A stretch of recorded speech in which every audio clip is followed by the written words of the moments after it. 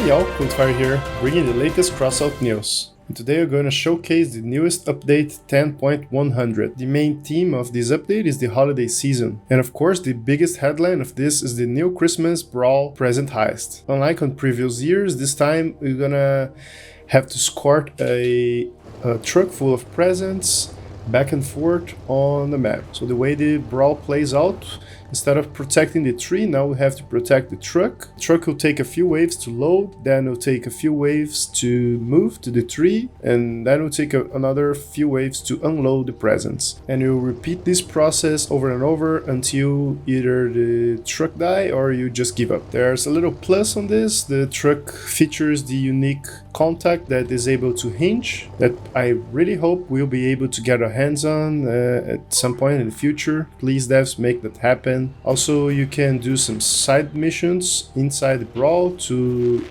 upgrade your truck with a very large Aegis shield, pair of the truck durability, and machine guns on the truck as well. If by the end of the season you're ranking from first place to 1000th, you get a unique candy exhaust decor. If you finish from first place to 100th, you get a unique Globeduck decor, which is super cool. It's like a Christmas duck. It's amazing. And if you hold up for multiples of 10, like for example 10, you get 2 stickers of Unexpected Snowbird. If you hold up to wave 30, you get 2 stickers of the Season Greetings. And if you hold up to 50, you get 2 stickers of the Carnival Mask. And finally, if you hold up 100 waves or more, you get a paint hit warming. With this event, you also will get a new temporary workbench that will be able to craft unique items that devs are saying that's gonna be one time only, but you know they always change their minds. So I wouldn't hold my breath.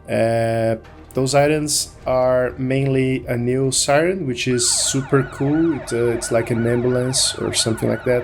You can also craft a taxi light thingy. And by the way, this new chainsaw lacerator, I have no idea since I could not find it on exhibition or the market or on my promo. So I don't think it's on the game just yet. It's probably gonna be released soon. So whenever this item is available, I'm gonna do a video covering it. So sorry, I cannot do it right now because the item apparently is not on the game yet. We also have a new pack called Frostburn Deluxe. It's an upgraded version of the old Frostburn. It features the unique cabin icebox and unique weapons called Locust, which are upgraded version of the Wasps. The Locust have more durability than the Wasp. It has 90 instead of 55. Use the same amount of energy, do slightly more damage, however have a lower fire rate, so the DPS is roughly the same. The main difference is the Locust is an epic weapon, so it have a perk, and the perk says if both missiles of the volley hit the target, increase blast range of the next volley by 5 seconds for 30%. Which, sorry, I'm not a native speaker, but I'm pretty sure it's really fucked up. Because I don't understand how you can increase your volley by 5 seconds for 30%. I think someone was lost in translation here, so please devs fix this. I'm pretty sure what they meant is the blast range of the next volley is increased by 30% for 5 seconds. But I could be wrong, and this could be a brand new mechanic. Leave in a comment what you think about this.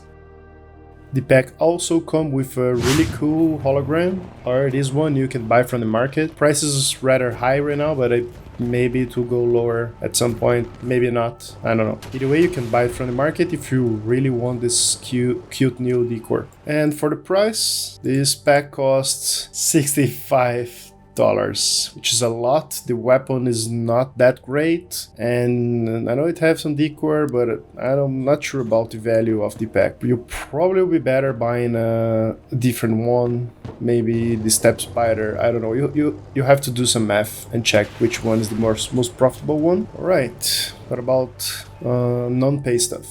On this update, they introduced the new map Naaku Guard, which have some geysers. I covered a lot of this map already. It's a really cool looking map. Some have some features, unique features like environmental features, which I think it's a good addition to the game. I'm not gonna go into details on this because I already made a video. If you haven't watched it, go check on the video description. Very interesting feature they are testing on this update is visitors in garage. So when you test driving, you're gonna get a visit from your buddies on your friend list and maybe some developers they're saying here. That's interesting. And you have two options. You can honk at them and they're gonna give you 20 units of copper, or you can kill them and they're also gonna give you 20 units of copper. It's your choice. I don't understand the reason behind this change, but I think it's cool anyway. Leave in the comments what you think about this. Some people are saying it's gonna break the market, but I highly doubt it will break the market. I mean, copper don't worth anything anyway. Also, according to player suggestions, they update map selection. Now the chances of getting all maps are equal, because I always had the impression that some maps were higher probability on the rotation, but now they all supposed to be the same. Some changes on raids, invasions. Now big changes on clan battles. As they announced, they are reworking the mechanics of clan leagues. So my understanding of this is the following. Let's say you start on Silver League, right? On the beginning of the week, which means on the previous week, you finished the week at Gold League.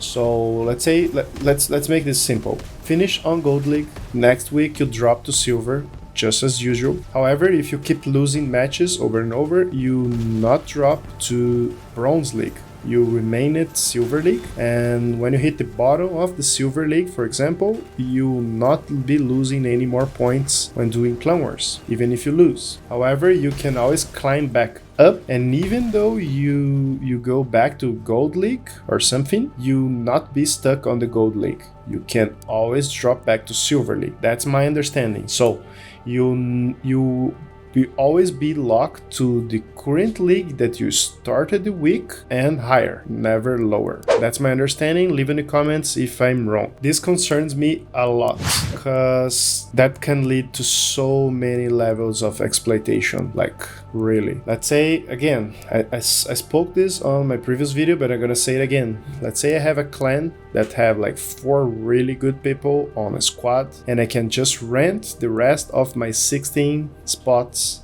to some randoms, and they will pay me real money and they'll farm uranium, no penalty whatsoever, because even if they keep losing and end up winning a few matches, they will be earning uranium, I'll be earning real money, and no one gonna be losing anything. So that's concerned me a lot, because let's say I rent those spots for farming uranium, and by the weekend I hop up with my pro squad, full relic team, and we just blap ass on low leagues, and we climb back to, let's say, silver, for example, and on the early next week we'll be dropping to bronze and we will stay on bronze. So in my opinion, this only makes things easier to derank and to exploit the system, not harder. In my personal opinion, this don't fix anything and only bring more problems, but only time will tell. As for crafting, they finally introduced some quality of life changes that you can craft multiple white items.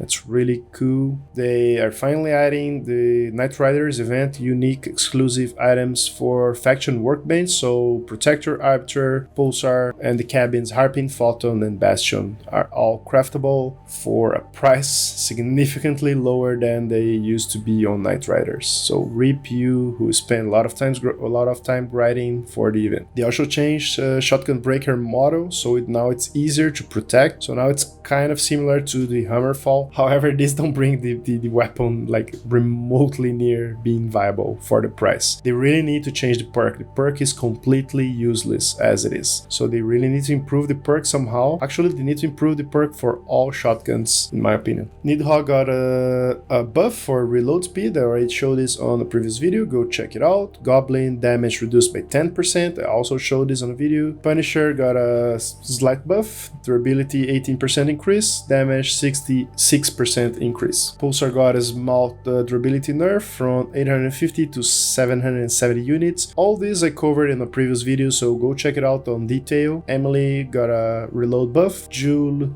durability buff.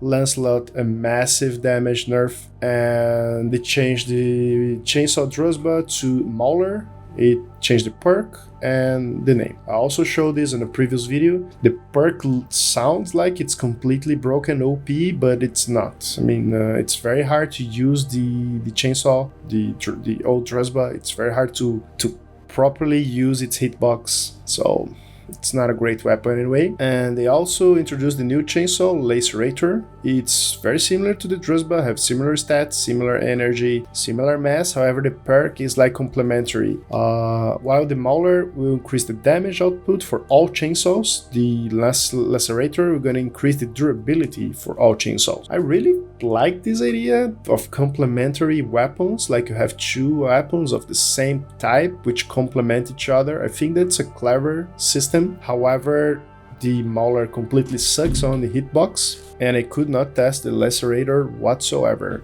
So to be seen, I'm gonna be covering this on a future video. Stay tuned. Make sure you subscribe for this. For the 8080, they changed the collision model. I think this have to do some with the previous nerf of the barrel models.